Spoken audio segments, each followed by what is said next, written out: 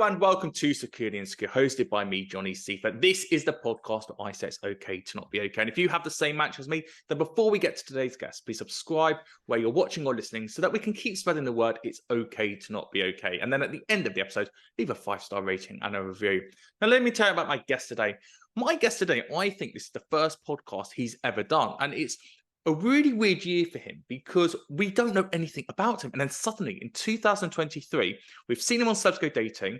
We're now having him on a podcast. And I think it's the first time that I'm actually meeting one of my heroes. And I'm delighted to welcome to Securely Insecure, thanks to Google Lens, it's Mark Francis. Hello, Mark Francis. Hello.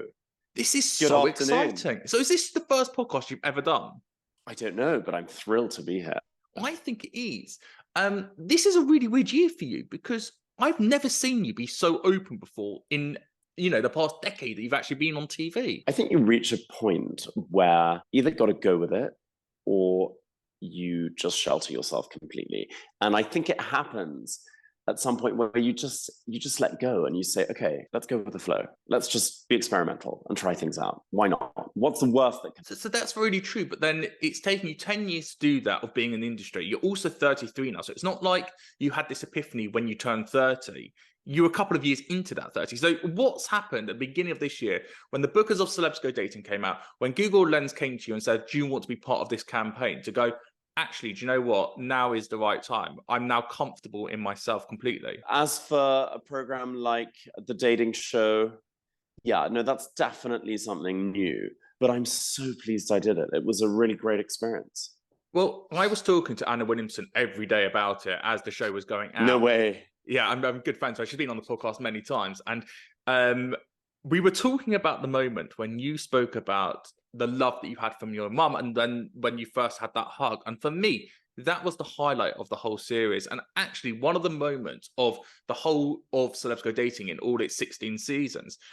Is it okay to touch on your childhood? Because I feel like this is the perfect opportunity where no one knows much about you, but actually now that you want to tell people a little bit about you, to kind of understand why you are the way you are.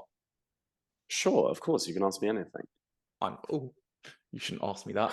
We're going deep now. We're going deep, my friend. Let's go back to the school days. Who was Mark Francis at school? Because you weren't obviously suited and booted like you are now. I was exactly the same. No, you was weren't. Exactly the same. Absolutely nothing has changed since the age of 3 or 4. I love this. I was in a navy blue blazer with gold buttons, white trousers, and navy blue shoes. Aged, 3.5. What was your upbringing like for you, Mark Francis? Well, I couldn't really compare it to anything else because we only know what we're used to, right? So I made the most of it. Looking back, I should probably have appreciated it a lot more. But when you're born into money, I think it's hard to, because you don't know any different. And so if you're around that surrounding, you only know one way of life because you've not got the rags to riches story. I don't think money has anything to do with it. I think it's about the way you are made to feel. When you're young, money is entirely irrelevant because as long as you have parents who love you, I think the most important thing is love and the education that they're able to impart on you. As long as obviously you have enough money to eat, keep warm, and do nice things with your family. But essentially, whether you're going on holiday to, I don't know, the British coast or on a yacht in Saint-Tropez, is it going to make much of a difference when you're 4, 5, 6 years old? Not really. You just want to have fun.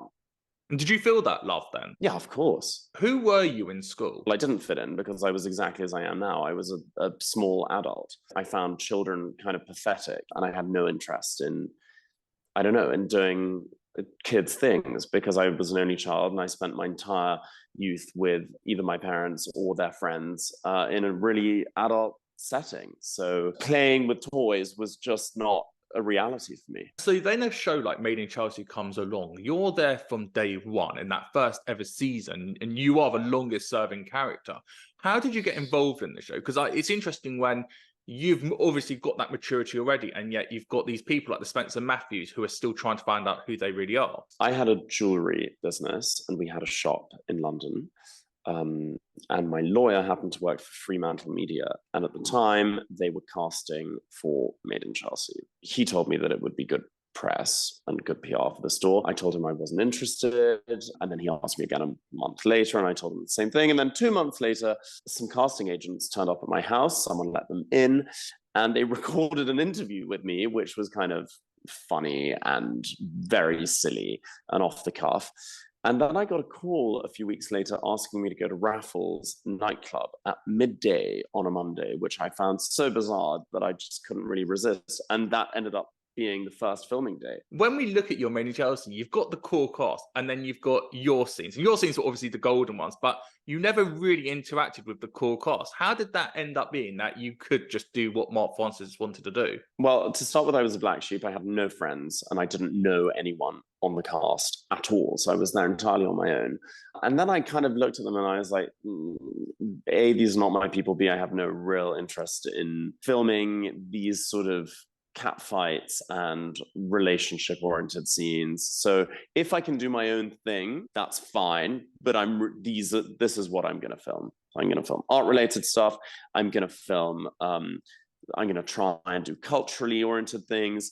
And I'm going to be a little bit sarcastic off the cuff and maybe the voice of the viewer. That was the idea. Which you definitely are. And I think it was interesting when you had certain dinner parties and you weren't there. It was obviously you needed you for the lightness to have the light and shade. So you've got screaming 1 minute and then you've got you and Victoria bitching about someone another minute. And you go, okay, there's a nice narrative here across that 45-minute episode. When you look back at the time of Chelsea, especially those early days, how do you look back at the time, considering what your lawyer had told you, considering that this was supposed to be just for press for the jewelry shop and not for you just to be a reality star? Well, can I tell you honestly, I don't look back. I haven't watched it, and the past is in the past. I think what matters is the present and the future and what you're working towards. It was definitely a learning curve that taught me so much, more than any other job, really, because it taught me how unimportant people's opinions of you are, as long as you are comfortable within yourself and with your conscience. So as long as I think you're a good person, ultimately whether people like you or not is irrelevant. So then why leave the show? Because you got to 199 episodes. You could have done your 200th, but only 199 got done with you. And then you just Who was counting? I was counting. I've been waiting for this interview for a very long time, my friend. Because oh my God, you're amazing. It's one of those things that, like, you come in, you come out, you're like, is Mark going to be in this series? No, maybe. Oh, look, there he is. Okay, tick. Okay, done. But then you just kind of just went. You didn't say goodbye. Well, it never was a goodbye. And who's to say I won't reappear? You know, Made in Chelsea always had to work around my schedule. Have I really done 199 episodes? Well, that's what I've counted. That's hilarious. I spend a lot of time away, and if I can't film, I'm not going to come back. It didn't fit within my schedule anymore. That's the truth. But I still have a contract with them, and I guess I can film again at any time. It just sort of, there had to be at some point a kind of evolution, I think. And I did outgrow the cast. You know, you can't be the only person left with a cast of teenagers. Well, how do you look at those teenagers now? Because when Made in Chelsea started, same as when Towie started and Geordie Shore in that 2010, 2012 years, it was very authentic. No one knew what they were doing. Now you get to 2023 and you've got this new cast coming in who are all about the relationships and they all want the drama and they know what they're doing now. Whereas before, you, like you said, you just turned up and the cameras roll and whatnot. So how do you look at the cast now and how do you look at Made in Chelsea as a show now? Well, people are a lot more aware these days. They're much more self-aware. They're Googling themselves. They're looking at what people are writing about them in Twitter and on Instagram and whatever else. At the time, we didn't even know what we were filming. It only had a working title, which at the beginning was Chelsea Girls. I was mortified to find. So yeah, I think when you remove that naivety, you lose a little bit of the magic because it feels a little bit more constructed. And that's always a shame. The cast today are relevant to the young people watching it today. The world has changed immensely over the last decade. And I think we have to be aware of that. So would you go back now next year as kind of the father figure to these young kids? Or do you think I'm actually probably done now? I don't think they need a father figure. I think that they are probably much more capable of looking after themselves than I am. Well, look, you went on Sebs Go Dating. And, you got a lot of therapy from Paul C. Brunson and Anna Williamson. How did you find the experience and what did you learn about yourself through that time? I had a great time. It was a lot of fun, and for me, it was really a game. It was about the relationships with the experts, and it was about really meeting new people and learning about. Listen, I'm crazy about people.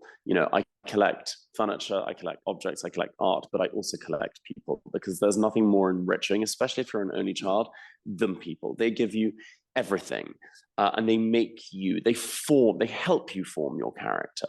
Meeting the people I did was brilliant and amazing. And what it really taught me was not to judge people. And I think that's paramount, not to immediately come to some kind of conclusion about people, because we don't know people's story when we first meet them. We don't know why they are the way they are. And it's so important to keep an open mind. But that's why I do this podcast, because it's primarily reality stars talking about their mental health journeys and talking about those stories that we don't know so that we can understand what they are, who they are, and why they are the way they are. So, bold question is, who is the real Mark Francis and why are you the way you are? Well, I'm definitely a 360-degree character, so there are many, many different nuances. So to say this is the real you and this isn't the real you is totally wrong. And I think it's very important to acknowledge and to appreciate evolution, because we all grow, and the experiences that we live every day form us, and they help create a whole that hopefully is a much richer, much smarter, much more empathetic individual. So, as long as we're evolving, we're growing, and we're becoming better people. So I don't think it's possible to just say, well, this is who I am and that's it, because that would be a great shame. But do you not think you've got strengths and you've got weaknesses, and then those weaknesses are the ones that you're evolutionizing, those are the ones you want to be working on to be that version of the Mark Francis that you want to be? Sure, but I think we need to work on our strengths as well as our weaknesses. We need to work on everything, because things that we consider to be our strengths may in fact be our downfall. What are your strengths? What I consider to be a strength, perhaps, is that I know what I like, but then that at the same time can be a weakness, because you could be cutting off a lot of other things that you think you don't like, but actually could enrich you immensely. So is it really a strength to say, I know exactly who I am and I know who I want to be and I know which journey I'm on? Yeah, that's great. But equally, keep an open mind, because we don't know everything about anything. I think uncertainty can be very beautiful if you treat it in a sort of romantic way. I think that's very true. And I think that's why doing a show like Celebrity Dating, where you're meeting all these different types of people, and we've got people who want to be famous and people who just want to be in a relationship, is really good for you, because then you do become more rounded, because there are opportunities to meet people that you wouldn't normally associate yourself with. Totally. So let's talk about your campaign with Google Lens.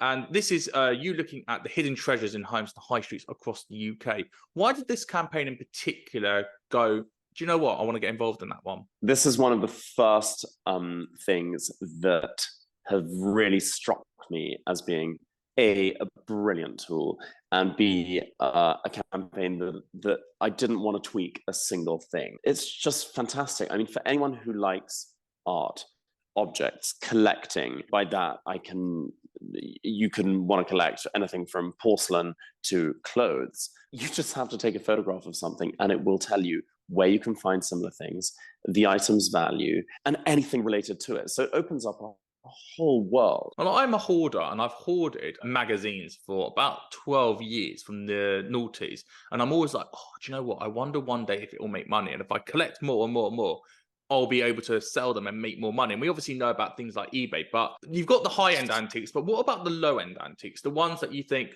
I've got this in storage, I think it can make money one day. Is now the time? How does someone go about going, oh, do you know what, I wonder if that will make money now? In a way, I consider myself a hoarder too, because it's really hard to stop yourself buying things that you love. But at some point, you have to. And what you realize, I think, is that the only things worth buying are it's better to buy less and to buy something really, really good. So if there's a particular magazine that you've always yearned for, but it costs much more than all the others, hey, maybe don't buy a few of the others, wait and get the one that you really, really want, because that's the one that's going to go up in value. it's always the best within that genre that's going to go up. And it can be anything, it can literally be a magazine or a stamp. The best will always hold its value and go up for sure. But how do you know where to get that valued afterwards? And how do you know when the right time is? If you've bought something, like I said, in 2000, how do you know if it's right to do it in 23 years later, 30 years later, or 50 years later? So Google Lens is an amazing tool for that, because it's going to tell you the value of what's in front of you now. But equally, what's fantastic is to check sale results from auction. So you can kind of, if you look at a 10-year curve of a particular object, you can see if it's peaking, if it's going up, if it's kind of going down. So I think it's always important to look at sale results in order to get a good notion of where it is, that whatever it is you're collecting is going.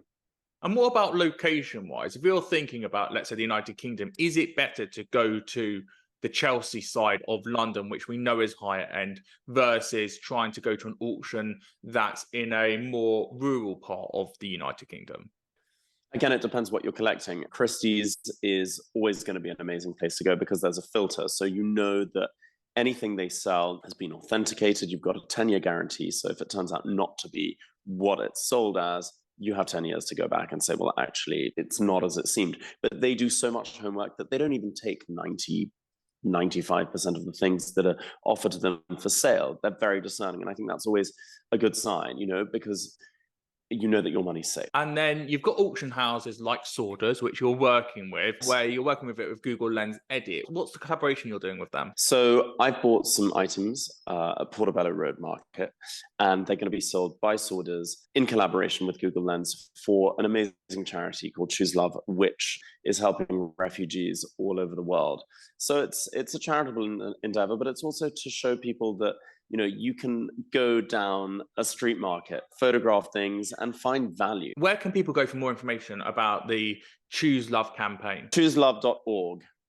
ChooseLove.org, and also on the Sworder's website, there's also your campaign with Google Lens. Mark Francis, I can't thank you enough for talking to me on Secure and Secure. If you like what you heard, please do go and rate the podcast, subscribe to it, share it with a friend, and let's keep spreading the word. It's okay to not be okay. I'm Johnny Seifert. Thanks so much for listening or watching. Until next time, thank you and goodbye.